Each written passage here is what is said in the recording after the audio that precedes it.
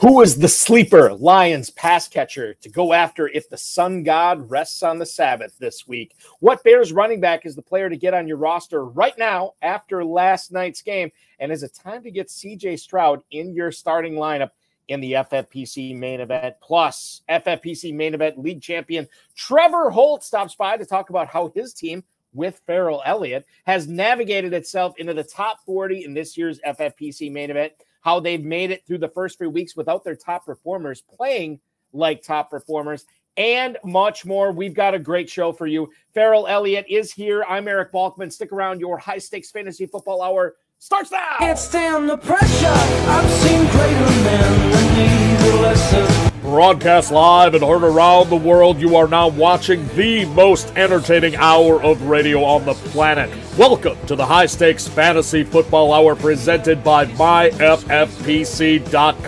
with your hosts Eric Balkman and Ferrell Elliott. The High Stakes Fantasy Football Hour is your home for analysis from the best players in the world. And now, because no one else was available, here are Eric Balkman and Ferrell Elliott. Solace in the scripture.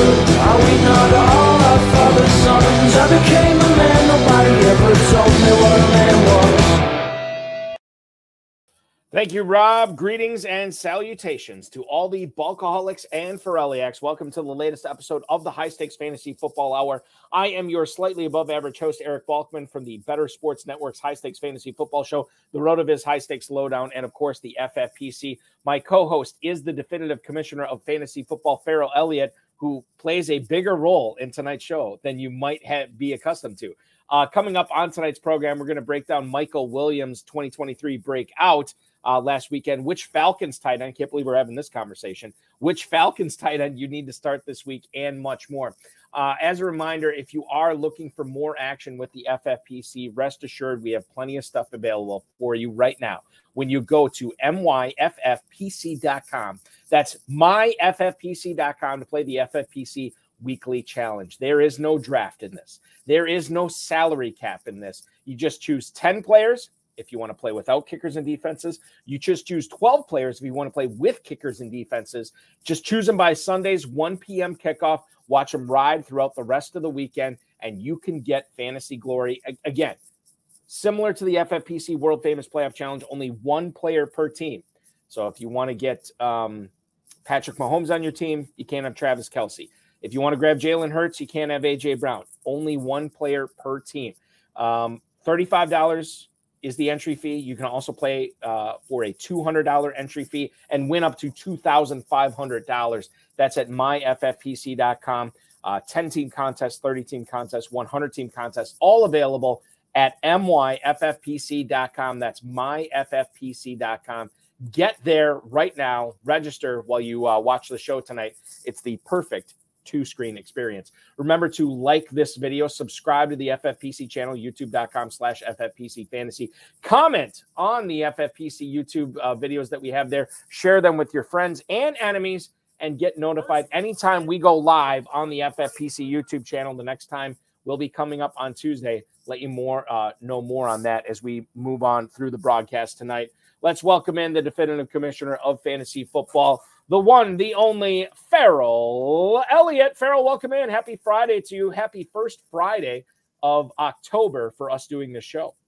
Okay, Valky, good. It's good to see you. How are you? I'm actually in a really good mood. I had a really good local afternoon show today. I'm still riding that high and trying to transform into radio greatness tonight. The thing is, I really don't have to, because you always carry me each and every Friday night, which I appreciate.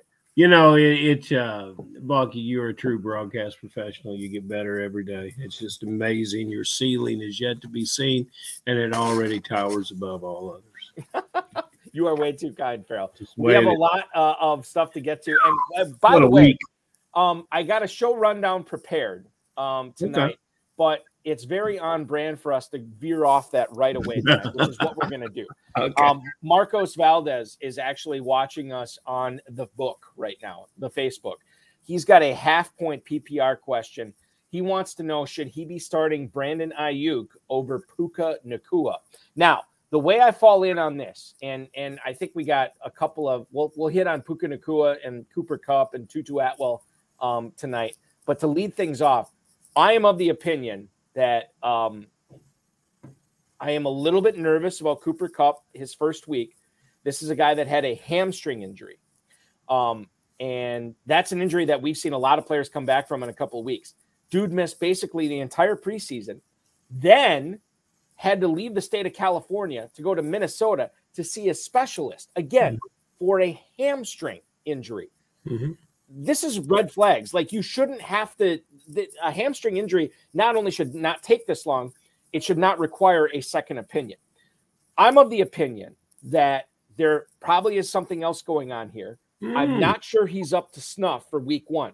Jim Cole and I have a few teams that we have split in the KFFSC main event this year. Right now, we're of the opinion we're going to start Cooper Kupp the first time out. I think that if you have the means to bench Cooper Kupp in his first week back, you should do it, because I'm a little bit nervous about this week. That said, because I'm nervous about Kupp, I'm still firing up Nacua everywhere. So to me, while Ayuk is a good start this week against the Cowboys, I'd rather play Nacua over Ayuk. Am I wrong? Do you disagree? How do you feel about this? You figured that out. Now, Mr. Valdez is in a half-point PPR, which makes and naturally he'll get a 6-point touchdown. And Ayuk is a touchdown monster, and I believe they will have to have him. So I would probably put my efforts behind Ayuk here. But it's a tough one to call, and he might have another receiver that he should sit. So that would be my advice, to look again at his roster and find another guy to sit. Puka is going to be a continued threat in this offense. He does a great job of getting open. The routes that he's running are not going to be taken away by Kupp. They're going to be what this offense is going to look like on both sides of the field. Could even possibly free up Higbee in the middle, who's got a good set of hands and a great relationship with the quarterback. All things are pointing positive in Los Angeles Rams. And the fact that the player's back, this is the holistic approach. Now, Balky, when any NFL player is having issues, he goes to the top. And perhaps hamstrings are settled in Minnesota. It gets cold there quick. People are pulling hamstrings. I don't know, but maybe, that's where he goes. So your detective skills are Hercule Poirot worthy here. Ooh. However, I think you might be working a bit too hard. If you had Ferrell Elliott having the first Agatha Christie reference tonight, you hit that on your bingo card. Maybe I am. And listen, this is not the first time I freaked out over something I probably shouldn't be freaking out about, but you could be right. So Ferrell says Ayuk. I still say Nacua. Go with God on this. Rubio chiming in on the YouTube chat saying, because of bye weeks, a lot of us can't afford to sit Puka Nacua or Cooper Kupp. And you might be in that circumstance. And I'll reinforce this again. I'm only saying sit Cooper Kupp if you have the means. If you don't have the means, then play him. Jim Cole and I, in our leagues, we may not have the means. We may have. When Cooper Kupp puts up 30 this weekend, you're going to be saying, what was I thinking about? Let's go to our resident Ivy League professor kicking off another question tonight. Saquon Barkley, Jonathan Taylor, safe flexes as of now. As of now, they are not safe flexes in my mind, Ferrell. I think Barkley is going to give it a go this week. I don't know how effective he's going to be. And quite frankly, there's a non-zero chance that he still doesn't go. He is at Miami this week. So I think you got to, utilize caution there. You got to have some plans in case Barkley doesn't go. Secondly, Jonathan Taylor. Oh my God. I don't know what to do with here because this is a player that says he's 100% healthy. We know behind the scenes probably why he was placed on IR to start the season, or the pup list, or whatever it was, that he's off now. He's been practicing in full this week. It's not like he's got a bunch of world beaters in front of him. However, the matchup is it's about as bad as it comes. Even if Jonathan Taylor is active, I can't say he's a safe flex. I understand if you use him as a flex, I might use him as a flex. But again, with these two players here, I would try to look elsewhere if at all possible, Ferrell. This question comes from a man who does not embrace safety. The guy would make you think he wears a belt and suspenders at the same time. Hudson Curry does not.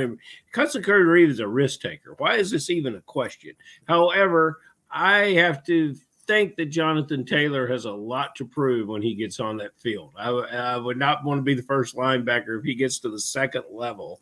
I would hate to be the linebacker to have to take him down.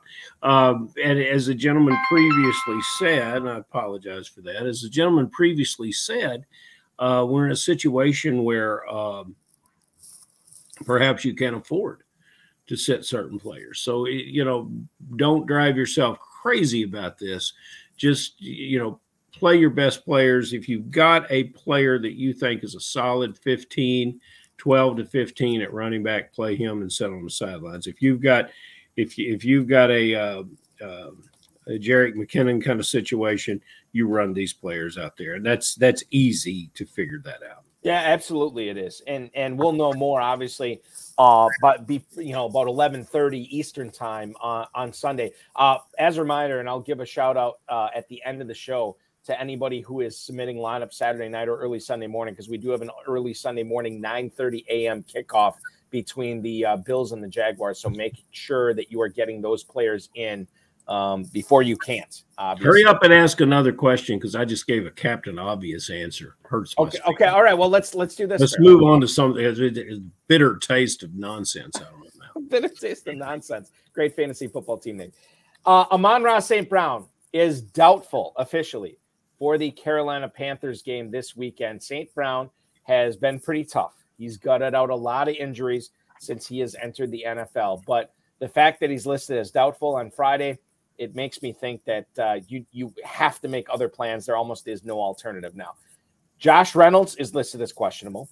Jamison Williams listed as questionable as well. Khalif Raymond, really the only fully healthy guy in the Detroit wide receiver room. Sam Laporta should see a ton of targets. I mean, to me, he's a slam dunk start this week. The question here is, Ferrell, if St. Brown can't go, would you look at Williams, Khalif Raymond, or Josh Reynolds as viable flex plays this week, or are we digging too deep to go with any of those wide receivers for Detroit? I don't think you are, but you'd have to predict the actions of the coach, and he might play all three of them. It's a situation. What's going on with Gibbs here in this situation? Well, that's another. I'm glad you bring that up, because Gibbs is another guy that is listed as questionable in this game as well. So it could be like, honest to God, it would not surprise me at all that this is the David Montgomery and Craig Reynolds show on Sunday for the Lions against the Carolina Panthers, who I believe are the only 0-4 team in the league.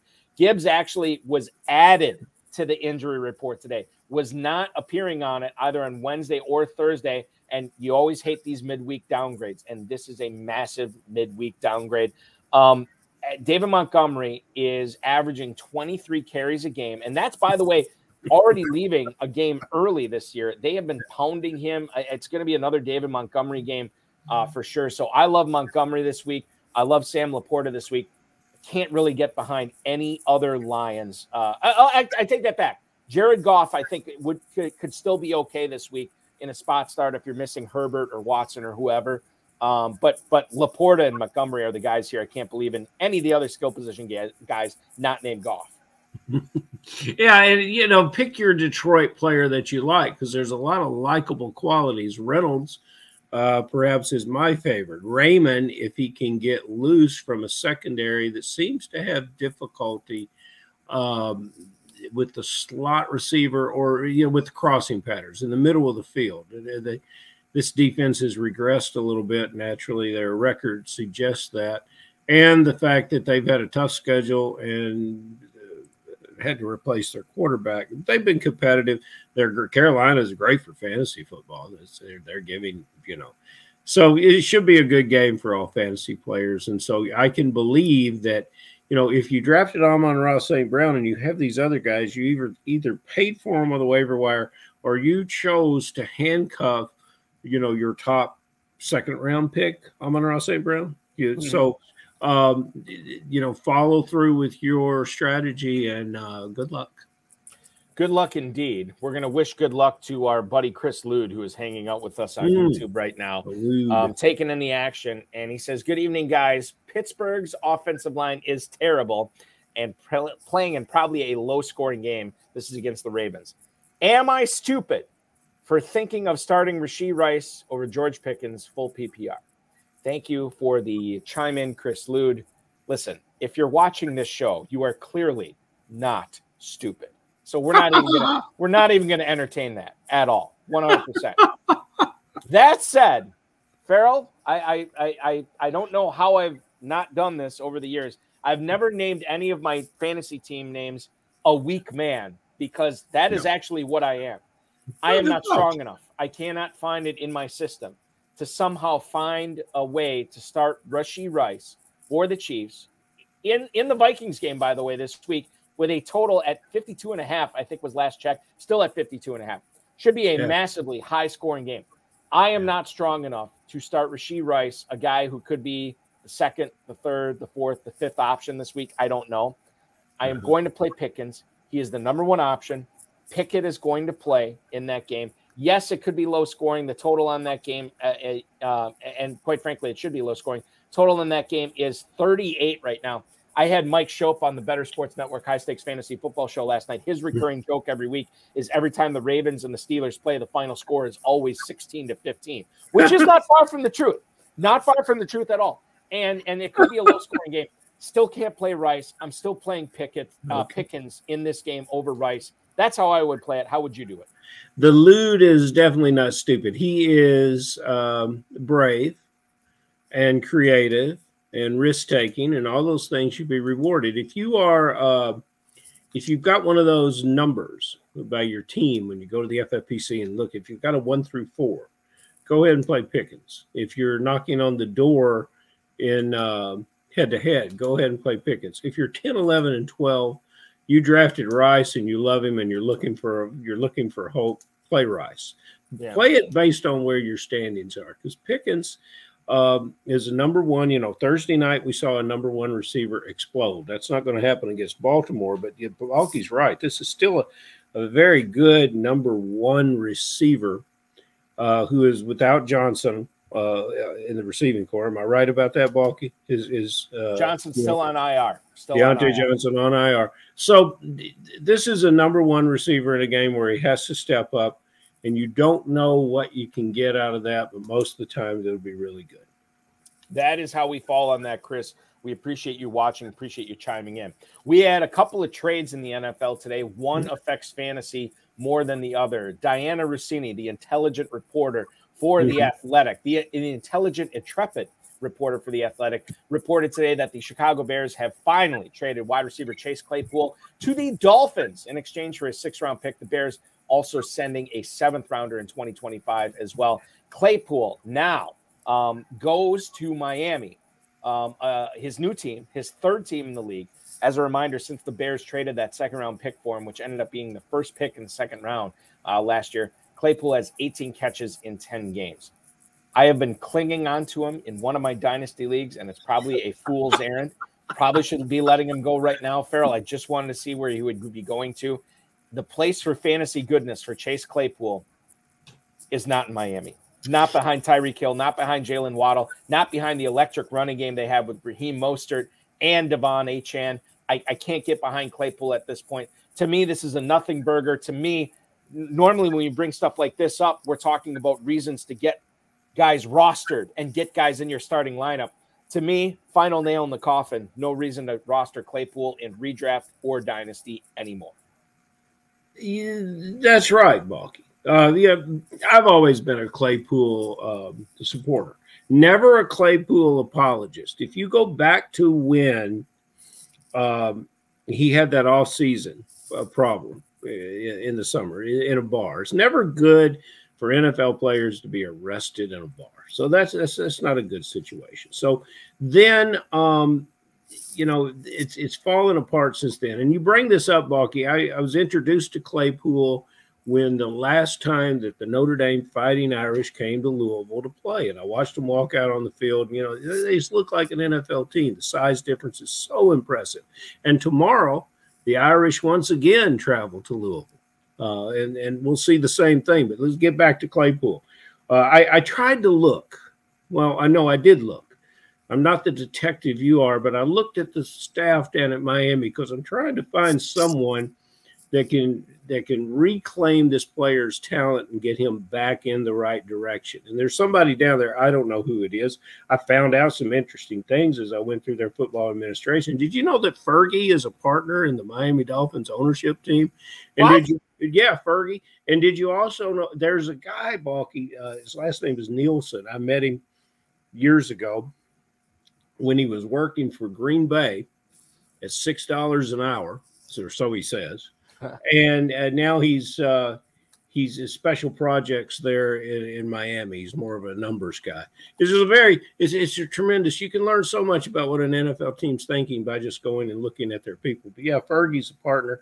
I don't think either one of those people are the people that are going to get involved with him. So maybe it's the guys in the room. Maybe it's the players. Maybe it's the head coach. I see a lot of talent here. That's why they're willing, a very good team, to take a risk on that player. And it's a low risk type thing. It's great for the team. But as far as fantasy goes, like it's like Ferrell, I cling on to players like Grim Death. And this is a player I can finally feel like I can let go, right? Like yeah. I am Rose, what was her name? Rose DeWitt in Titanic. Mm-hmm. I am letting go of Jack Dawson on that piece of driftwood in the Atlantic Ocean right now. I'm going to let Chase Claypool sink to the bottom. I hope he rises. I don't know if he will, but it won't be rising with my team. It was hard to let Jack go. It's not hard to let Claypool go. No, it's not. It was much easier. He's like the Billy's. He's the Billy. Hey, I can remember some 30-point Sundays with Claypool. You know. I do too. Mapletron. Remember when he was Mapletron? Yeah. I think he still is. It's just you've lost your taste for maple. Right, exactly. Yeah, exactly. I'm more of an Oak guy myself. Khalil Herbert had an ankle injury last night on Thursday Night Football. Jeremy Fowler is reporting that Herbert says he's going to be fine. Now, this was a really awkward play. The Dizzle actually chimed in on one of my group chats saying that he tore his ACL. He was sure he tore his ACL. I texted Jim Cole. I said, this looks like a significant ankle or knee injury. He came back in, but after one carry, he kind of shook his head and then came off the field, never entered in again. They had Blasingame, their fullback, taking snaps. Remember, this is a game where Rashawn Johnson went out with a concussion. We know Herbert had the ankle injury. Travis Minor got hurt, and they already deactivated Deontay Foreman. As we look forward, as we're always trying to chase after the guy behind the guy, Ferrell, are we chasing after Deontay Foreman? Are we believing that Herbert's going to be okay? They get the mini bye this week. What would you do as far as roster manipulation right now with the Bears backfield? Is there something to be said right now for Foreman or Minor in the leagues that they're available in? Perhaps, but there's something to be said for Rashawn Johnson as you hope he gets out of protocol real soon because this is a player. He's a very, very good player. If he had some more opportunities last night, we would have saw that. And Blasingame, God bless him, 5 yards in a cloud of dust. They couldn't bring him down. Those were his first carries in the NFL. Good for him. As a guy who ends Justin Fields in several leagues, I was like, boy, I hope they don't start letting Fields carry the mail here because he was taking way too many shots already. Like, I need that guy healthy. He made it through okay, and that's good. That's all we're hoping for is healthy players having fun. We're going to have some fun with tonight's guest. I'm going to bring him in right now. A former FFPC Main Event League champion and a winner of pretty much countless KFFSC Main Event and other leagues in the Kentucky Fantasy Football State Championship. He and his co-manager and my co-host, Ferrell Elliott, currently sit in 35th place overall after last night's action in the 2023 FFPC Main Event as they are chasing a $1 million grand prize. Please welcome the guy who enjoys his Coronas at Del Mar. It is Trevor Holt. Trevor, welcome into the program, man. Welcome in. Doing good. Excited to have you on. How does it feel? I know that you guys had some action with DJ Moore last night, but how does it feel to look up at that leaderboard and see yourself in the top 40 right now for $1 million? Yeah, it feels good. I thought I'd bring some Coach Prime vibes. I like it. Sunglasses on. I like it. I know he said he doesn't go to Florida State. He never went to Florida State, but I am wearing my Florida State Seminoles national championship sweatshirt right now. I'm at least repping the Deion Sanders. I'm screwing this up right now. There it is. There's my Seminoles logo here tonight. If you can see it, I'm wearing that. You're representing Coach Prime. All it is greatness. And Trevor, you guys have greatness right now in the top 35 in the FFPC main event. I'd love to be you right now. And my God, DJ Moore, you had to love watching that last night. Oh, did love it. Did love it. We had a we had a dare to be great Thursday night. Now, Balky, before you get too carried away with this team, Trevor and I will point out that in our division or in our league, we are what are we, the fourth qualifier for the playoffs if it started today? We're in on points because head to head we've not had a lot of luck. We attract, we attract every. It's nice to have a 40-point score and a 30-point score out of the quarterback position, but usually we attract that in our competition. We can lose more games, 190 to 180. But Trevor recruited me as his co-manager, and you talk about carrying the weight. It's all been on Trevor Holt's shoulders this year, including Balky. If you look over our free agency in this league, Sam Howell was picked up in week 3, I believe, maybe week 2. However it was, is Trevor planning ahead for the bye week for our quarterback Herbert, which is this week, and I looked askance at it a couple times, but never said anything about it because I could what I saw last week from Hal and what I saw in one half from Hal. So congratulations, Trevor, on that free agency pickup. Yeah, definitely just a 1-week play for us, but I think he was the right play. Mm-hmm. Didn't think so in the first half, but. And I'll tell you this, people will be like, oh my God, these guys are starting Sam Howell or whatever. Well, bear in mind, it was the Bears of defense, which has been historically bad this year. And I'll also say this, and I shouldn't even be saying this.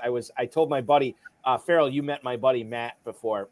Great guy. Yeah, great guy. I was talking to him tonight, and I said, you're not going to believe this, but in the Kentucky Dynasty League this week, I have to start Zach Wilson at quarterback. No. And the only 2 quarterbacks I have on my roster are him and Aaron Rodgers. The only other option I have is Mac Jones. I have 2 teams in that league, and Trevor, I don't know if you're in this league or not. 2 teams in that league rostering 4 quarterbacks, including 1 team rostering 3 quarterbacks plus Patrick Mahomes. So as a result, I'm starting Zach Wilson. I cannot make fun or poke holes in anybody wanting to start a quarterback, no matter how bad they are this week, because I'm starting the worst one, quite frankly, in my opinion. Trevor, listen, we want to get into fantasy talk. I know it's already 27 minutes past the top of the hour, and everybody wants us to get into it with you. Before we do that, can you tell us what you're doing for a living when you're not winning all these Kentucky leagues and hanging up at the top of the leaderboard in the FFPC main event? Sure. Work for a company in Louisville called Republic Diesel, machine shop, and I run their driveline department. So we build drive shafts for trucks, cars, off-highway equipment, all kinds of different things. But yeah, that's what I do for a living. Blue collar work, which makes you understand that if Trevor Holt is in your league, you're not going to outwork him. He is going to outwork you in lineups and the waiver wire, no question.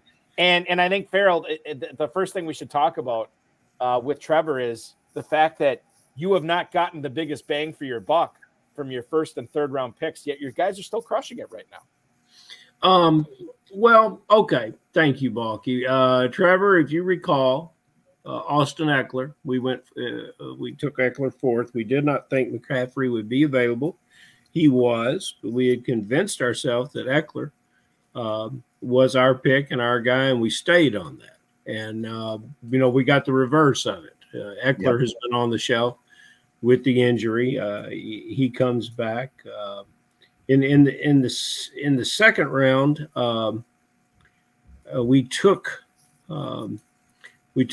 we had a choice of receivers, and I remember we took Devonta Smith because we were going to stack him with the 3rd round Hurts, and somebody had the audacity to take Hurts before he got back to us.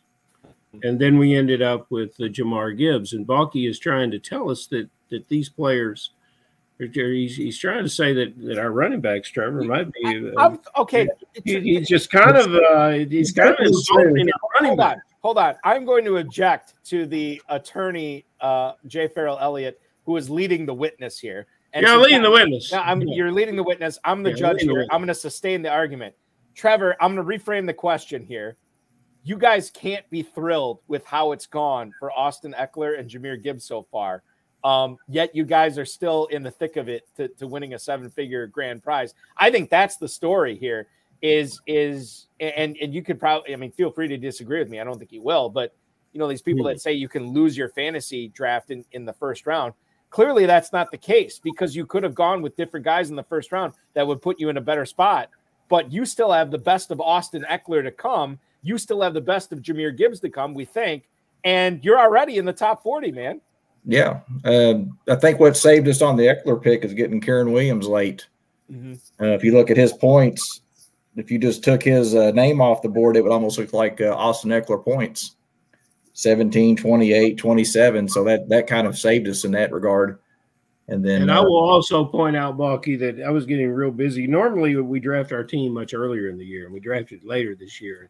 And the later we drafted it, two things happened. I got busy with the Kentucky event. And I also, this is something, and there's a lot of partnerships at play. You mentioned you're playing some leagues with Jim Cole. I was distracted, and so the last few rounds I said, Trevor, take it home. He made a couple good picks of Rams players. Thank you, sir. My contributions to the draft, several of them in the double-digit rounds, have been sent packing in free agency. We've had a very good free agency run, but I think I made a mistake of, I drafted a great deal, and we were in the situation, and I don't think I served well as a partner, Trevor, because I was willing to say, I don't have that guy anywhere, so why not? And that's not a great reason to draft a player. And I think that's, I look at it in one round. I had Pittman on almost every team. And we came down to Pittman and Pickens, and I really like Pittman. But I tell myself, you know what? Trevor likes Pickens. Let's go with Pickens. Yeah. And that probably is the only one spot that if I had jumped up and said, you know what? No, I want to have Pittman here, that we would have had Pittman. And I think our early results would be better. The thing I remember most about the Gibbs pick was, I know a lot of the picks in the slow drafts, you might be on the clock for at least an hour or so. But when we came on the clock for that one, I got a quick phone call from Ferrell saying, I'm okay with taking Gibbs here. And I knew he really wanted Gibbs in that third round. And I think, and so we look at Gibbs and he's yet to find the end zone, but he's averaging 4.6 yards a carry. He's caught 14 balls, I think, and he'll catch more. And so that's on a pace that even if he doesn't catch more, he's going to end up with 60 plus. I think that's about what we were looking for. People spent, and there's been more yardage production out of Bijan Robinson. People spent a first-round draft pick on him, and he hasn't had a rushing touchdown either. So I don't want to consider any of these young players bust this early because, you get them because they'd be playing better at the end of the year. And God forbid, David Montgomery's not going to carry the ball 450 times this year. So at some point, we're going to be okay. I think the other thing that, and I'm as guilty as anybody, when I was upset with the Lions and how they were using Gibbs when Montgomery was hurt, at least they were using him. I mean, they were pounding him. You don't necessarily want to see all that between the tackle stuff with Gibbs, but at least they were using him. I mean, at least they're trying to exploit him in a certain regard. We'll see if they can exploit him in the way that we as fantasy owners. Like, wasn't it Ben Johnson, the OC, that said, we're going to use Jahmyr Gibbs in ways that you're probably not used to?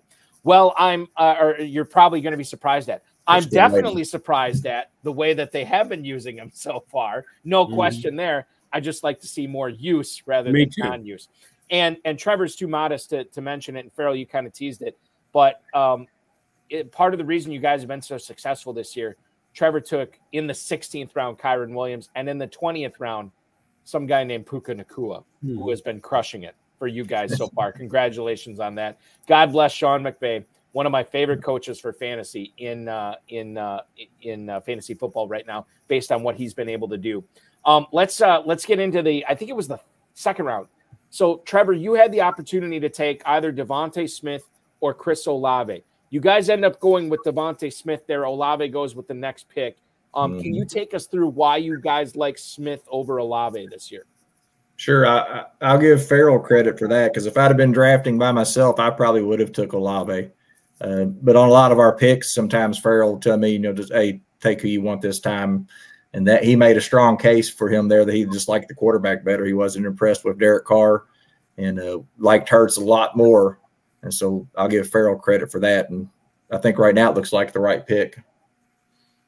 So far, so good. And I love Olave. We love Olave. And we thought we could get Hurts. We thought we could get Hurts, but we didn't. And, Olave with Thomas coming back, put a little question mark on that. And Trevor says, yeah, I think we've covered that. But, Smith and we thought Smith was going to take a step forward in that offense this year. So far, so good.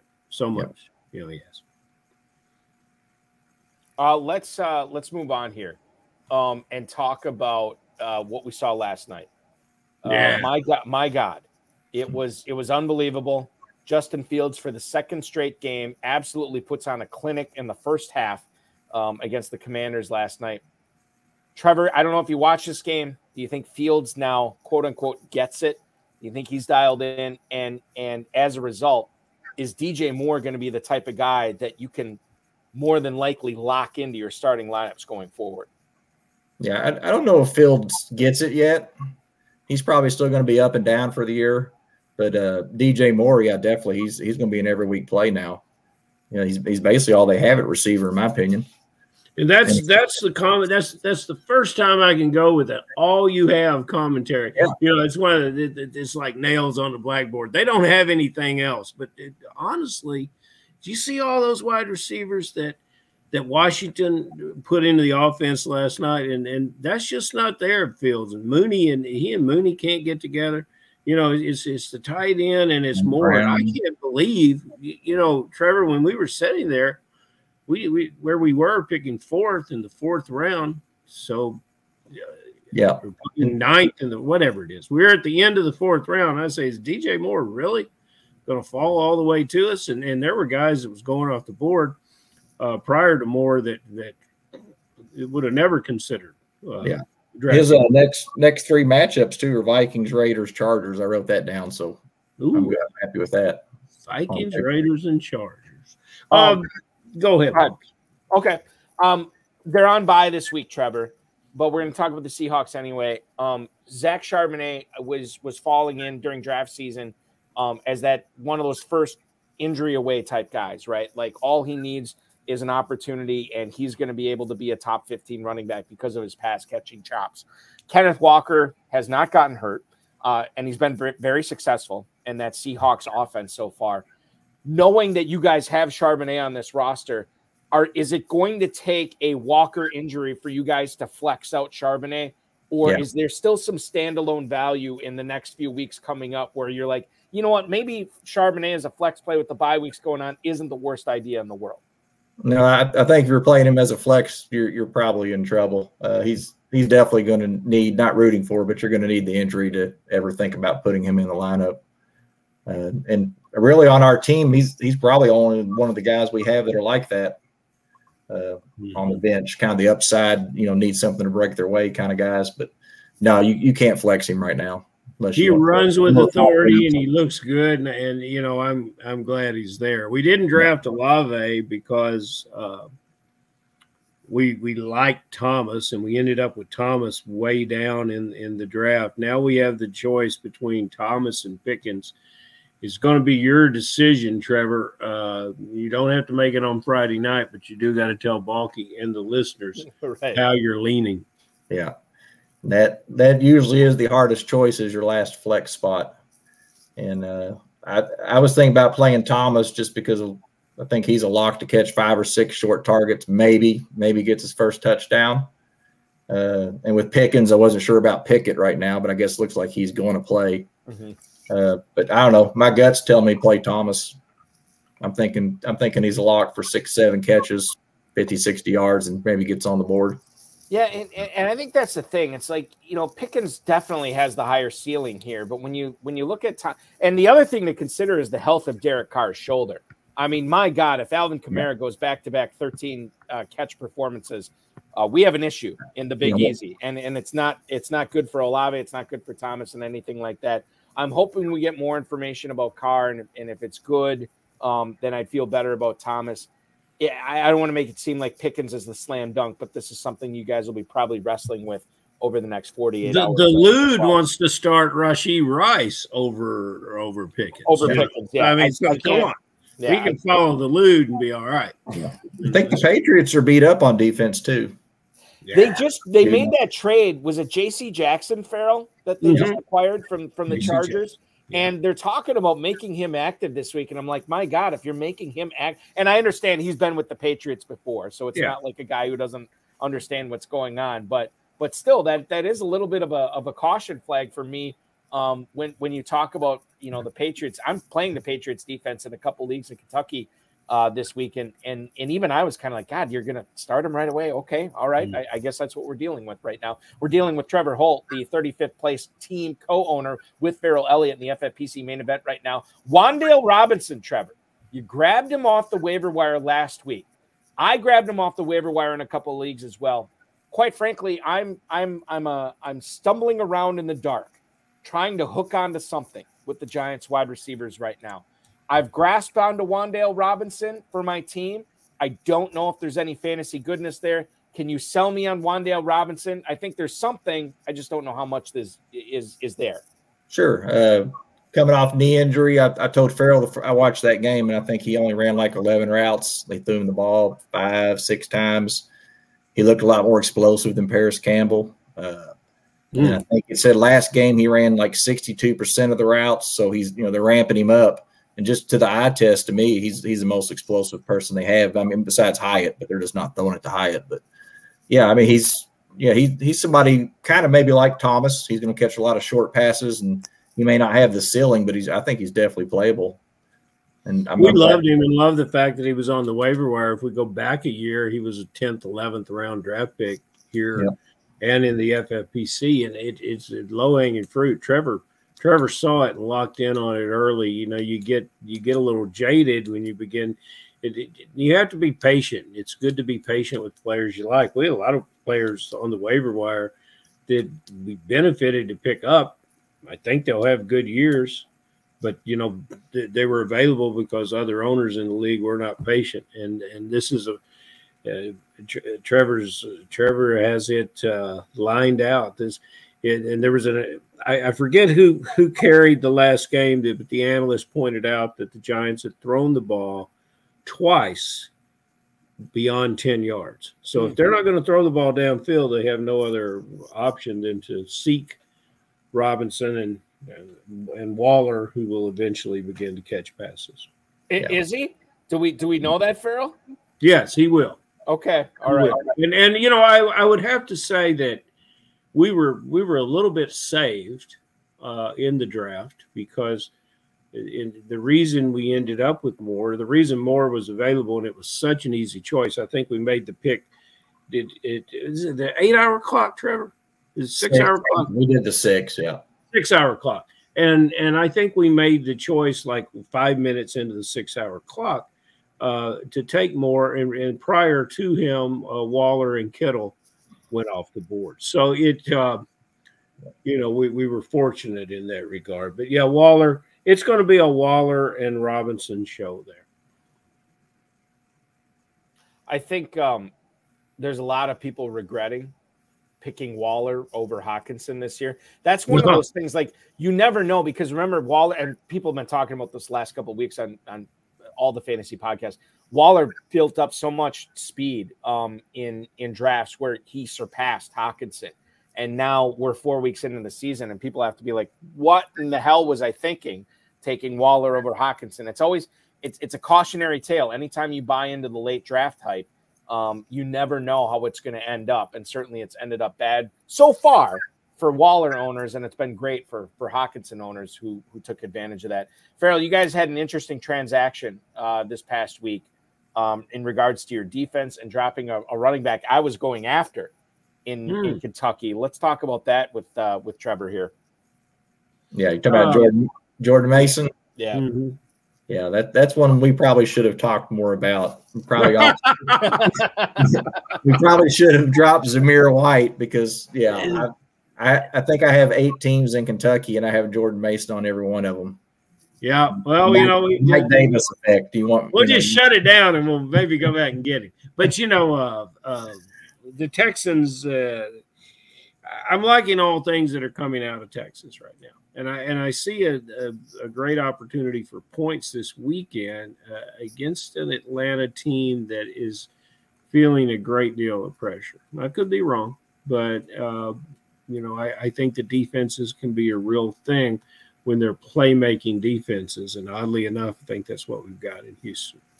Well, and one of those playmakers and the much maligned too. I remember when a lot of people were, thinking that the trade to get Will Anderson in the draft, where the Texans forfeit their first round pick next year.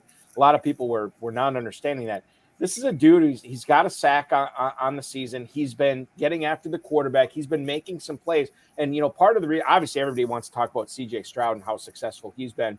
And Nico Collins, obviously, Tank Dell, been huge cogs in the machine for the Texans this year. Don't forget about that Texans defense. Will Anderson's making plays back there. That's who you guys ended up grabbing instead of Jordan Mason this week, or you drop Jordan Mason for him. And that could work out. I mean, like the Texans going on the road to Atlanta, it's kind of a coin flip type game. And we've seen the point spread drop from 3.5 in favor of the Falcons all the way down to 1.5. Who knows where that's going to go, but there's a lot of money coming in on the Texans right now. I think we kind of covered this. I'm going to ask you anyway, Trevor. Is the toughest lineup decision that you're facing this week for this particular league Michael Thomas versus George Pickens? And if so, we don't have to analyze it. Is there another tough lineup decision in one of your Kentucky leagues that you're looking at this week that you just don't know what the hell to do with? Yeah, it's definitely that on this team, and it's always, to me, the last flex spot. But I'd have to go back and look at my Kentucky teams, but yeah, it's always the last flex spot. I mean, they're just a coin flip most of the time, And see, that's just the coolness. That is the coolness of Trevor Holt.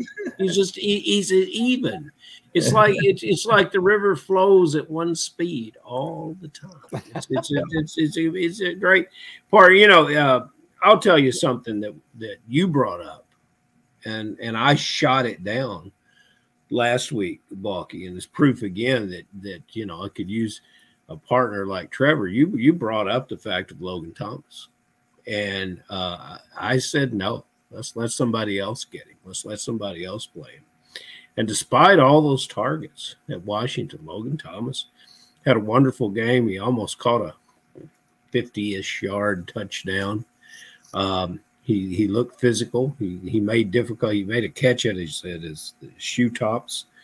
And based on his contribution in that one game, the tight end play has been so suspect. We're waiting for one game from Goddard, and we're waiting for one game from the aforementioned Waller. And in some situations, we've just given up on completely, and reasonably so. But I gave terribly wrong advice about Logan Thomas because he's not the most physical tight end. He's 32 years old, but he's a big target, and he caught the ball well.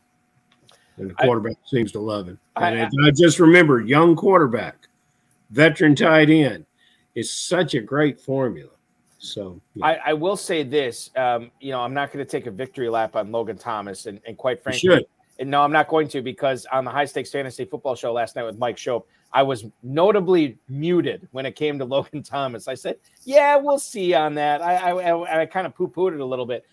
But remember that it took 55 straight passing plays called by the Commanders last night in the last 2.5 quarters of play in order for Logan Thomas to achieve his 9 for 77 and 1 touchdown night. He was open underneath all the livelong day because the Bears were sitting back. It required the right game script, and we did see the right game script for Logan Thomas last night. And I'm sure this won't be his last game like this season, but good luck trying to predict it. but certainly Logan Thomas, awesome last night, as well as, and we'll give you props, and I didn't give you props before, or I should have given you more, Trevor, but that Sam Howell performance last night, it gets lost in the shuffle, right? They lose by 3 touchdowns, but Howell, 388 yards, 2 touchdowns. You got to love it, 19 yards on the ground. That helped as well. Let's go to the emails here, Trevor, for you. The first one is from Terry in Atlanta. What's up, man? If Saquon Barkley is active, how confident are you in starting him this week? Thanks so much. That is Terry in Atlanta. We kind of talked about a little bit about this with, I believe it was Hudson Kern-Reeve at the top of the program tonight. But Trevor, we didn't get your insight on this. Obviously, it always depends like who your other options are. But Saquon Barkley this week, as it stands right now, is sort of like a fringe top 25 guy. He's at Miami this week. If he is active, how confident would you feel about starting him? Yeah, I don't have him on any teams, but if he's active, I'd be confident. I know they said at first it was a normal ankle sprain, then it was a high ankle sprain, but if he's out there, I got to believe he's healthy enough to play. And it should. God, don't they need him? Yeah, and he would also fall in the category if there's not much behind him. If you're counting on Matt Breida, so yeah, and they should be a desperate team. So if he's out there, yeah, I'd feel good starting him. I'm just kind of curious. I didn't look at it. I'll look at it right now as far as the spread and the total on that game. That is a 1 o'clock game. Giants are, yikes, 11.5-point dogs in a game that features a 47.5 total on it. So, yeah. He still takes passes. To echo Ferrell, they do need Barkley. I mean, yes, big time. They need Barkley this week. Yeah. One other email here for you, Trevor. This is from Ed in Los Angeles. How's it going? Oh, this is a question about last night. What happened to Brian Robinson Thursday night, and should I expect this to happen again? I already mentioned it. Thank you for the email, Ed. I already mentioned it. 55 straight called passing plays in the last 2.5 quarters of play. To me, this is an outlier. I was burned by Brian Robinson. I had him going in a ton of leagues last night. I had a lot of confidence in him. It just didn't work out. Trevor, I don't know what your shares of Brian Robinson look like. How do you feel about him going forward? Was this an outlier or was this a harbinger of things to come? Yeah, definitely an outlier. I heard some stat, like you said, it was since they've charted that was the most consecutive passes ever thrown without a designed run play called. So, yeah, so that tells you it's a total fluke. But, yeah, I have him maybe 3 or 4 times as an RB2, and I'd still play him. He gets all the goal line. He's catching the ball more this year than last year. So, yeah. And we should mention that too, like kind of what saved his night, 6 carries for 10 yards. He did have 4 catches for 33 yards. Antonio Gibson did get 4 catches for 64 yards. But the point is made here with you, Trevor. Brian Robinson is catching the ball a lot this year. He has already caught, let's see, what have we got here? 9 catches already on the season, which is I guess he's only projected for 31 catches this year.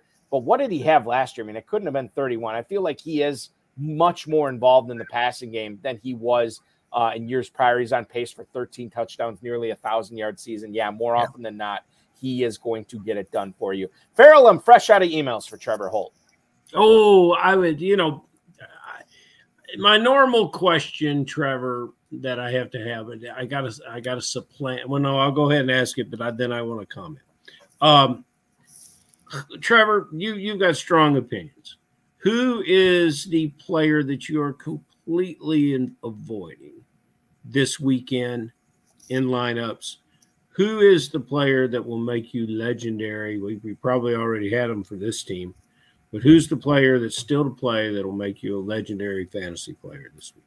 Okay, and the rule is it has to be somebody we've not talked about. We can't talk about it. Oh, Trevor watches the show. No in-show reruns, Trevor. No in-show reruns. No. So your legendary guy, just because he's due, is going to be Jalen Waddle. He's due for a blow-up game. Maybe not quite DJ Moore, but maybe half of that. So, yeah. So Jalen Waddle is going to be the legendary guy this week. The absolute avoid, I will say Ramondre Stevenson. I've got bad out of there. Yeah, it doesn't look good in the back. Yeah. And then, as you listen to that, the people that are listening to Trevor Holt and don't know him, I got a quick story. Trevor Holt's life in the FFPC began by winning a bid to play live at Planet Hollywood several years ago with a top finish. 2.38 was the number that kept Trevor out of the championship. He's a runner-up. 2.38 was the difference there.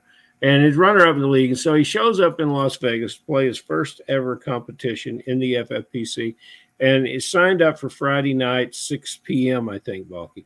And at his 12-team league was Hubbard, Danny Mueller, the Zazelle brothers that carry around a special hammer for Kentucky players. You know, they just Bill and Don, me especially, just and others that noted of similar talent. And Trevor walked away with that league championship. So you know, it's a lot of great history. Yeah, that was the only thing I won in Vegas that year. That's what you went for. That was your endorsed purpose for being there, sir. And Trevor, that's a lot more than a lot of people win in Las Vegas. So congratulations there. Before we let you go, let's go back to our man, the Lude, Chris Lude. He has a quarterback question here. Trevor, I'll pitch this to you. He's got a quarterback conundrum. He's got Jared Goff at home against the Panthers or Trevor Lawrence in London against the Bills on Sunday morning. Which quarterback would you tell him to start? Another strong opinion. I don't have to think I'd start Goff. Lawrence, I don't know what's going on with them either, but they've looked kind of shaky on offense too. So I'd give me Goff in that one. Yeah, even if Gibbs is unavailable, and even if he can throw it to Laporta, he can throw it to Reynolds, and then Jameson Williams. I know he's first game back, but he can one catch, he can house it. So yeah, give me Goff. Trevor Lawrence spends so much time in England; he's in line for the crown. He's in that line of lineage to be the king of England one of these days. So I'm going to say that I'm going to follow Trevor Holt. Jaguars back-to-back games in London. I have not been looking for it, but I bet the social media digital assets of the Jaguars loose in London would be very, very entertaining to see how these guys are killing their downtime going forward across the pond. I don't know. Well, I'll look for it this weekend. Not enough ice. Not enough ice, exactly. I'll tell you what, there is no cooling the team that Ferrell Elliott and Trevor Holt have put together as they are charging up hard on that FFPC main event leaderboard.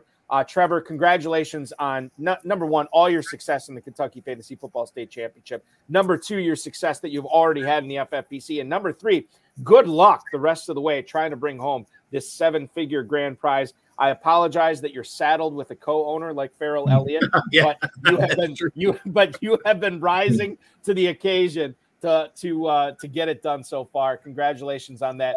Thanks so much for joining the show tonight, and I hope you enjoy week 5 and have a great weekend. You too. See you guys. Thank you so much. The mayor of Del Mar, where he is pounding Coronas right now, it is Trevor Holt, the co-owner of the KFFSC Ferrell Elliott brainchild that is in 35th place right now. And Ferrell, congratulations to you, because I know you've had a hand in it. You've been very modest about it so far, but this has got to be fun for you too, to see a team this high up.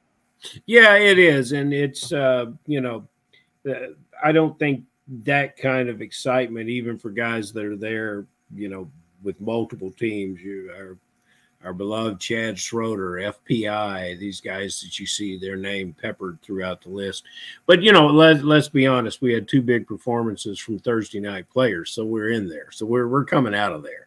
Right. But we've got a chance when the dust settles to be better off in week 5 than we were in week 4, and we still got a lot of football in front of us. So it's exciting, and it's a good it's just a good way to enjoy fantasy football differently by partnering, with players that not only do you respect their skill set, but you like them as dudes. And Trevor Holt's one of the best guys you'll ever meet. And he's done it before. I mean, he's gone up against the best and come away with an FFPC main event league title. So he's got the chops to do it. Obviously, you've seen in Kentucky. Yeah, I let him get off here without he's obligated to attend. He and his dad Tony obligated to attend the Super Bowl drafting party this year. Balky, I let him slip off the hook last year because he was somewhere. Well, he's obligated this year. Nip that in the bud. Absolutely, he's coming. This Lude guy needs to show up too. He's very active. Yeah, Chris Lude, we'd love to see you there. Make sure that and by the way, for that Super Bowl party, what's the best way to get your spot? Right? I mean, are you just going to KFFSC.com? Well, we're going to open up registration next week, but if you would like to talk further with me about it, I don't have anything to do after midnight tonight. So my number is 502-523-5057. But we will be up next week on the at the website KFFSC.com. Open an account and join the league. Is $300. If we get Balky, you're missing a 5 there. You're going. Oh, I screwed it up. You're going to get some sort of a situation there in the Philippines or something. But 5057, right? 5057. Yeah. Thank you. But you know,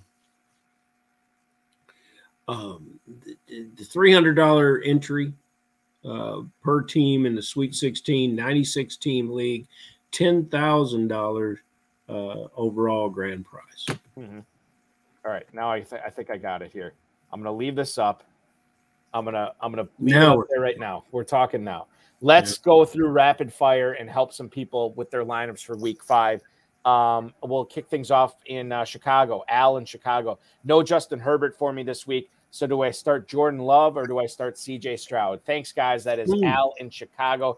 Jordan Love is going up against the Las Vegas Raiders on Monday Night Football. CJ Stroud, we already talked about the Texans. He is in Atlanta. I'm probably not the right guy to ask about this, Ferrell, because I'm going to say Jordan Love, but I am biased. And I think that's the right pick. Garoppolo is going to be back for the Raiders. I think both teams will move the ball, more offense in the desert. That game is out there in the carpet in the desert, right? Yes. So there's much more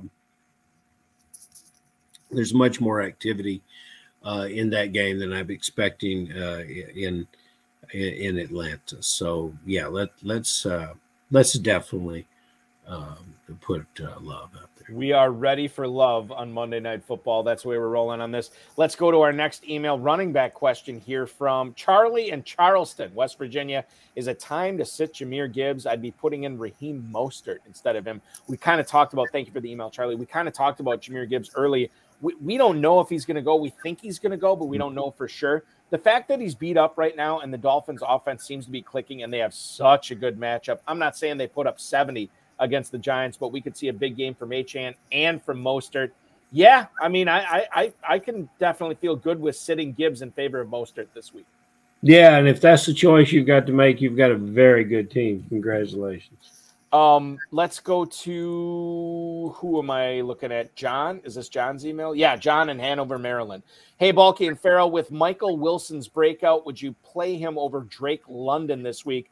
I love your show. Thanks. That is John in Hanover, Maryland. John, we love your emails coming in for sure. So you have Drake London taking on the Houston Texans this week at home. You have Michael Wilson, who is going to also be at home, taking on the 1-3. Can't believe I'm saying that. Cincinnati Bengals. Was Wilson's breakout enough for you to say, yeah, I should be playing him over London? I don't know if I'm all the way there yet, Ferrell. It's close, but I'm going to say Drake London here. We've talked about patience. There's nothing that will try your patience more than the Atlanta Falcons offense. But for better or worse, you are with London. And yeah, we're gonna play London, and we're gonna hold our breath against a Texans team that I think will make plays on the quarterback. It's difficult. It's a very difficult situation. I don't think we've seen enough from Wilson yet. I like the player, but if it ever clicks in Atlanta, it will have to click through London. So that's what I would go with. Yeah, I have Wilson on a lot of dynasty teams. I'm hoping I don't have to deploy him in some Kentucky main events this week, but I might have to, given the Amon-Ra St. Brown injury status. We'll see what happens there. If I do have to, I have to, and we'll see what happens. But yeah, I think London's the type of guy that you know is going to be. I feel more comfortable in his volume and his usage, and I know it's the Falcons and anything's possible. But I think it's London over Wilson, at least for one more week. And if you like that question about the Falcons offense, Ferrell, you're going to love this one. Brent in Twin Falls, Idaho. Hey, dudes. Here's the weirdest question you'll get all weekend. Do I start Kyle Pitts or Jonnu Smith? Have a great week 5. That is Brent in Twin Falls, Idaho. I have never, in the history of doing this show, 12 or 13 years, whatever it's been, I can't remember a person asking us which tight end they should start from the same team. And that's the question we get here. Kyle Pitts, Jonnu Smith at home against the Texans this week. Jonnu Smith dominating as far as usage goes over Kyle Pitts. That said, if I have this choice, I'm still going to start the upside guy. I know Jonnu Smith has been more heavily used. Kyle Pitts to me seems like the type of guy, Ferrell, when you start getting cute with him, that's when he starts performing. I don't know if that's what's going to happen this week, but I will really regret starting Jonnu Smith over Kyle Pitts if Pitts blows up this week. I'm going to lean towards Pitts here. If you want to start Smith, that's fine. I get it. I understand why you'd want to do that. I think it's a defendable decision, but me personally, I'm going with Pitts. Please go to the waiver wire and see what you can stir up. On the team, on the team that Trevor and I have, we were able to someone dropped Dalton Schultz, and not a ridiculous bid got him. So I'm concerned about your future. Balky's told you what to do here, and I'm concerned about your fantasy football future. And if you tell me that you also are considering picking up Irv Smith, I'm going to tell you it's going to be a very difficult year in Idaho. Boise State has got a pretty good team. Khalil Shakir is in the league. There's things that that you can do that are beyond this. It's amazing that everyone that is in business with Atlanta is having regrets, even the first round draft picks of the talented Robinson. Be patient. You got to stick with these guys. You don't want to have them have their breakout, their epiphany. They're bringing it together. They're playing for each other, as Coach Rivera says that the Commanders were. You don't want to have that happen while you're trying to get a backup Jonnu Smith, who I would like to call a productive journeyman tight end. He's a great NFL player, has no business being considered as a fantasy starter. Bill Belichick gave him a ton of money too, so we know that he's a wealthy journeyman. Yeah, he's a wealthy. Nobody talks about the fact that the Patriots throwing around a lot of money to guys that aren't scoring the ball anywhere. Yeah, I guarantee Patriots fans are talking about that, but on a nationwide scale, yeah, you're probably right, Ferrell. No, Belichick didn't. One last question here from Rubio. I think I know where you land on this, Ferrell, in the YouTube chat. Jonnu Smith or Darren Waller this week? It's a Darren Waller slam dunk for me. Easy. Okay, good, perfect. Let's end it on accord. Let's end it on positivity. Let's end it on agreement. We love doing that. Ferrell Elliott, the commissioner of the Kentucky Fantasy Football State Championship, KFFSC.com. Remember, if you want to head over to the big game party live at Caesars Southern Indiana and party with luminaries like myself and all the other great people that are going to be there, give them a call, 502-523-5057, 502-523-5057, or check out the registration that will be up at KFFSC.com within the next week as well. We will continue to check out the Kentucky Fantasy Football State Championship at KFFSC.com. Follow you on Twitter, or the X machine as it is, KFFSC official. Ferrell, thank you so much. Always a pleasure having you on. We'll do this again next week. See you soon, buddy. Ferrell Elliott, the definitive commissioner of fantasy football, joining me on the program tonight. Thanks to Trevor Holt, Ferrell Elliott, the FFPC, Rob Bryce, and of course, each and every one of you for making us a part of your fantasy football week. We will return next Friday at 10 p.m. Eastern time. And I do believe we have a guest. Yes, Brian Carrero, who has a top 20 team in the FFPC main event right now. He will be our guest next week. Looking forward to that. In case you missed Tuesday's RotoViz High Stakes Lowdown with longtime FFPC players and champions, Chris Hart and Toby Bielkini. If you've ever seen Commando Fro in your leagues, that's those guys. They were on this past Tuesday. Check it out at check it out at youtube.com/FFPC Fantasy or anywhere you get your podcast. The show returns this Tuesday night at 10 p.m. Eastern time. You can also check out the last night's High Stakes Fantasy Football show with myself and the Deep End Fantasy Football Podcast co-host and WGR 550 Buffalo Sports Talk radio host Mike Shope.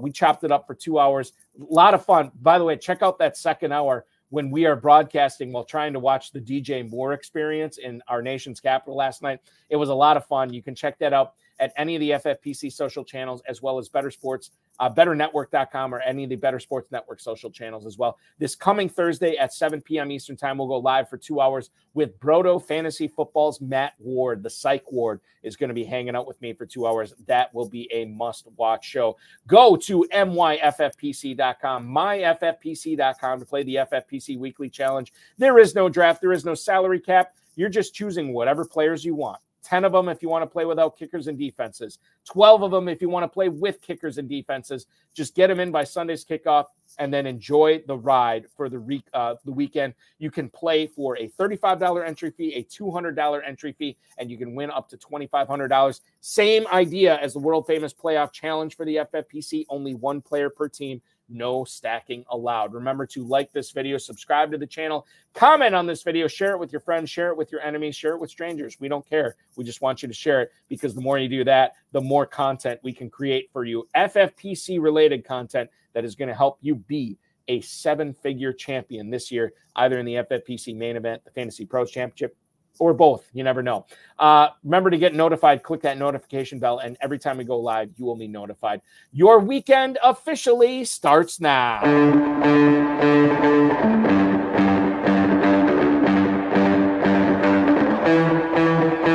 This has been another episode of the High Stakes Fantasy Football Hour presented by myffpc.com. It was broadcast live and was watched around the world. Balky and Ferrell will be back next week with more analysis, more interviews, and more advice from guests much smarter than they are. Thanks for watching, and we'll talk with you again next week. One last thing, too. I said I'd mention this at the top of the program. Get your lineups in early, 9:30 a.m. Eastern Time kickoff Sunday, Bills and Jaguars live in London. Remember that you will not be able to pick up Bills or Jaguars in that 10 a.m. waiver run and start them this week.